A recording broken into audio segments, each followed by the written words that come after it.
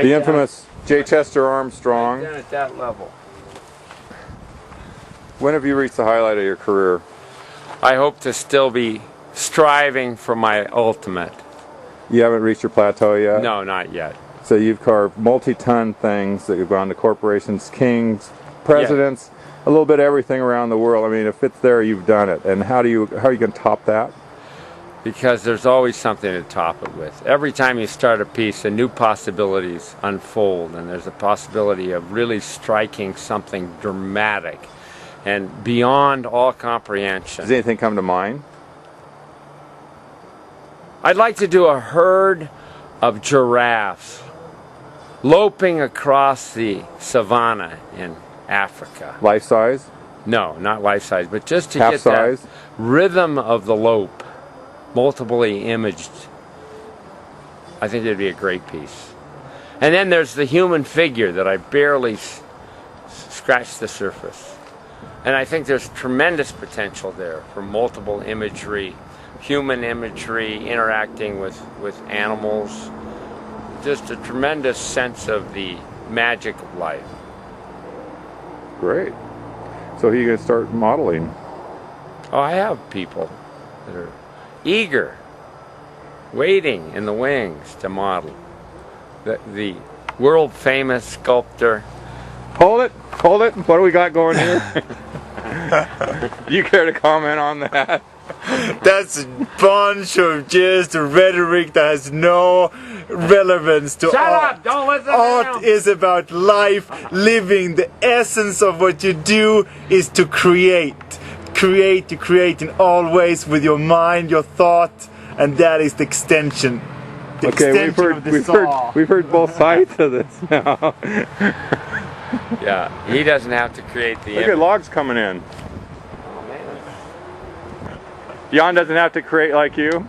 Wait, that's all words. I have to put it into physical reality. You know, I know the limits of the physical medium. How can you walk up to a blank piece of wood and find inside that the soul of the creation you're about to bring out to the world? How can you see that vision? Well, you have to understand that the wood itself is energy.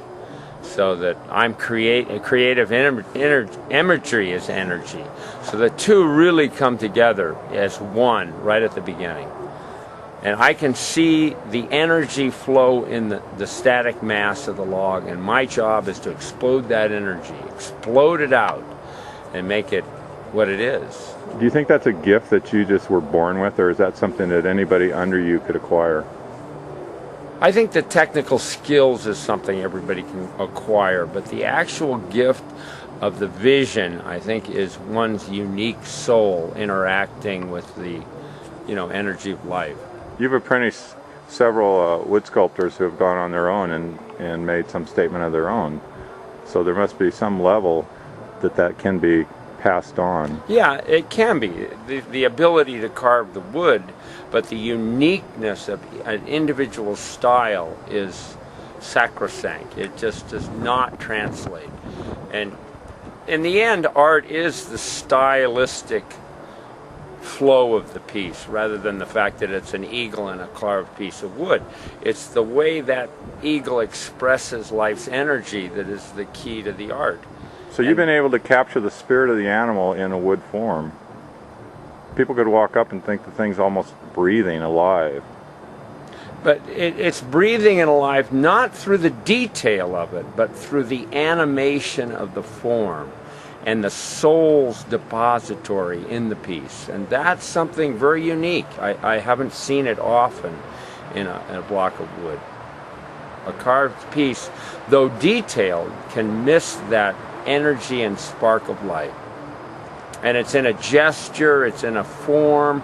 The form is where the energy flows. And if you don't have that form right, in the sense of how that energy translates to the viewer, you will miss that essence of life energy. Yes, thank you very much. All right. Now you got somewhere. Now you're talking, Yeah, not just posing.